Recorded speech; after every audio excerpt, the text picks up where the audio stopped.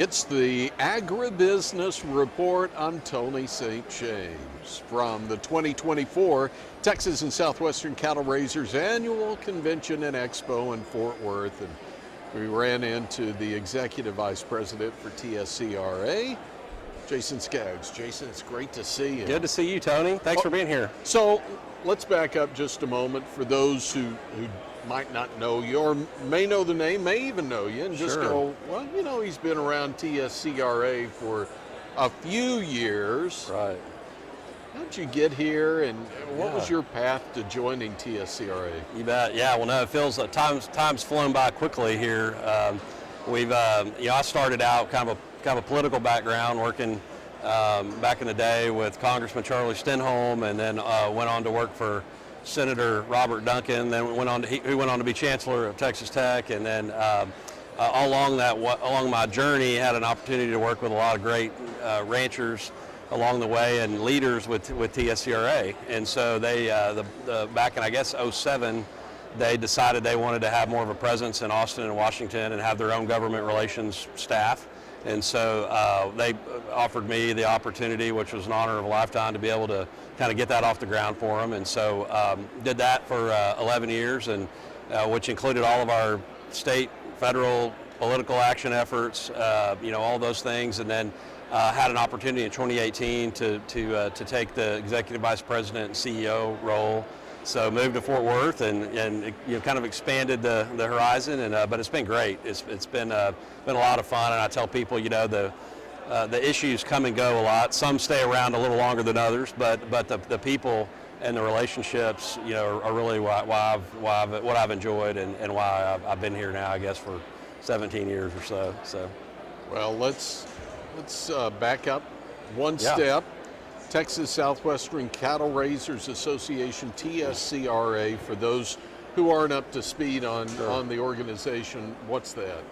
So TSCRA was started in 1877 in Graham, Texas, and by 40 cattlemen, and the issue of that time obviously was cattle theft. You think about cattle drives and what was going on during those days, and so over time that's evolved into the railroads came along, and with that came taxes and regulatory issues. And so but over the last 147 years now, we've expanded into government relations issues, educational issues. We have obviously lots of meetings across the state trying to inform our members what's going on. We have our special rangers and our law enforcement division is still the bedrock of why we were founded, but also what we continue to do.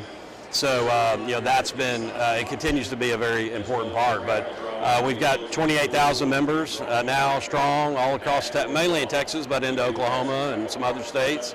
And so that's I guess TSCRA in a nutshell today. So you also mentioned the Honorable Charlie Stenholm, and you don't have to go back. Well, I guess it's 22 years now that he and a friend of his, Larry Combest, wrote the Farm Bill that year. Really good bipartisan work, and they were friends as well. You bet, yeah. Things seem to be a little different when you look at the D.C., well, not just D.C., look around us in our country. Right. Is there some concern from your members, just some uncertainty, if you will? I think so. We're in a different time now. It feels like there's a lot of uncertainty, not only with what's going on in rural Texas, rural America, but also I think in politics and just what's that mean. Bipartisanship, striking a compromise on things seems to be, in some cases a four-letter word these days, and I think that's a necessity. I think those of us involved in agriculture, particularly in ranching, are the eternal optimists. And so we have to be. We have a lot of things staring us in the face that we can't control.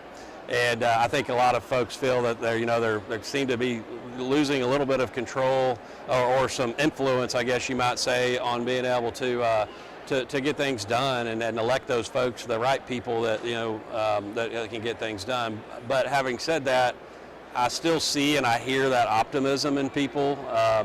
and our members. And I think it's there's definitely a lot of hope that we can get things back to the way they were. We've got some great members, particularly in Congress and at the state level, from Texas that we've worked really well with.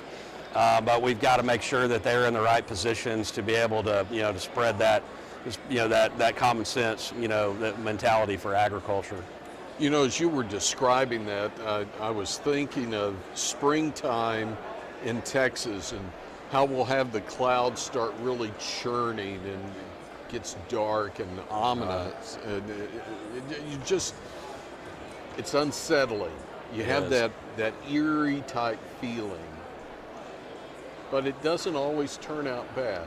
Right. We could get a rainstorm out of that, which Absolutely. we never turned down. So keeping with that analogy, if you will, could the rainstorm be something like the next generation coming in? Absolutely. To this? And if so, what's happening with TSCRA to try to help that?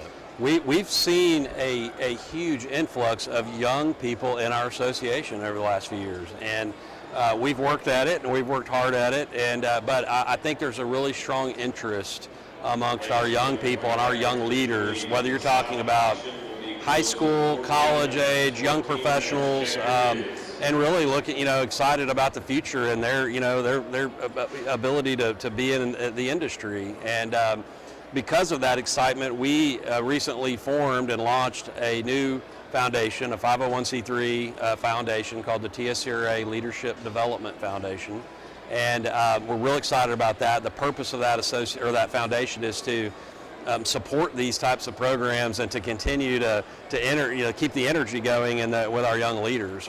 Today we announced as part of that foundation a working grant program to help those of all ages in agriculture, whether you're already in agriculture or whether you're looking to get into agriculture, specifically the beef business and ranching in Texas and Oklahoma. We now have some funds available that we'll start open up applications in May to be able to help people capitalize on that energy that they're bringing. So we're real excited about it. At the convention and Expo, it's been fun to watch this grow as well. And obviously, the COVID time hit everything. Sure. But to see basically this entire convention center full and then expanding now even further, and the young people I see walking around here, are things looking brighter?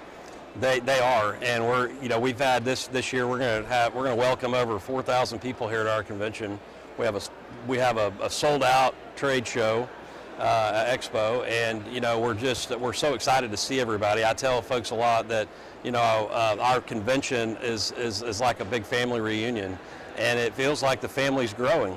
And by walking the halls and walking this Expo floor and just being in our School for Successful Ranching educational sessions, it really feels good. It feels like there's a good energy and growth, and the topics that we're talking about are very forward thinking and looking to the horizon and a hopeful type of a mentality, and that's something I think we all are glad to see. But we want to continue to grow that. But yeah, the association's growing and doing really well. Earlier this year, wildfires across the Panhandle and portions of the South Plains as well. Right there from the very beginning, TSCRA. Tell us what you've been doing and ways that we can help out as well. Sure. Well, unfortunately, we're no stranger to wildfires, and our industry's no stranger to natural disasters other than just wildfires, hurricanes, and winter storms. And we in agriculture have been through that a lot, unfortunately. But these wildfires that we just have recently been through are they're the largest fire in the state of Texas history, over 1.2 million acres, devastating livestock, fences, just pastures, rangeland, century-old trees on people's ranches that have been in their families that they've taken their Christmas card pictures in front of for generations. Those types of things are gone. And so we put our first, as the fire started, our special rangers were helping to first and foremost get people out of their houses and save lives, or help to save lives, and then they transitioned then quickly into livestock recovery and that sort of thing. We've been working with all of our members across the country to send supplies, hay, feed, fencing materials, get those to the Panhandle because they're so desperately needed. And then and we've had just a tremendous response from every part of this country. State cattlemen's, other state cattlemen's associations, national associations, national corporations have all been very generous, not only in sending supplies, but financial contributions to our disaster relief fund. And to date, we've raised close to $900,000 in that fund, and more money coming. We just announced a big event that's going to happen here in Fort Worth on May 6th with a partnership with the Four Sixes Ranch. We're going to have a concert and a big fundraiser event at the Drover Hotel here in Fort Worth, which we're really excited about. More details on that to come. But and that money's going right out the door to help folks through. We have you can go online to our website, TSCRA.org, and fill out an application. It's very simple, brief application. And then we've been getting those funds right out the door as quickly as we can. So doing everything we can, kind of from all angles, to help our friends and our members, and really the whole region up there in the Panhandle. It's not something that you recover quickly from, and so we're going to be in it for the long haul and trying to help folks for as long as they need it. And although we don't like to see, especially uncontrolled wildfire, there is something that comes from it, among the ashes. Right. Doesn't take long before we start seeing that green start coming back up. Last question for you as you look into the crystal ball. There's been some tough times. Do you see the green coming up? Is there some optimism for you? Cattle prices are, we've got, we're the cow-calf sector at least is in a really great position, and I think will be from a market standpoint for the next few years. And we're very bullish on that.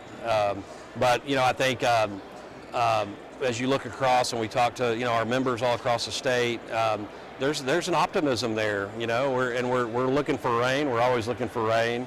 But I think, as I said earlier, everyone's just trying to be, as optimistic as possible, given all these factors and headwinds that we face.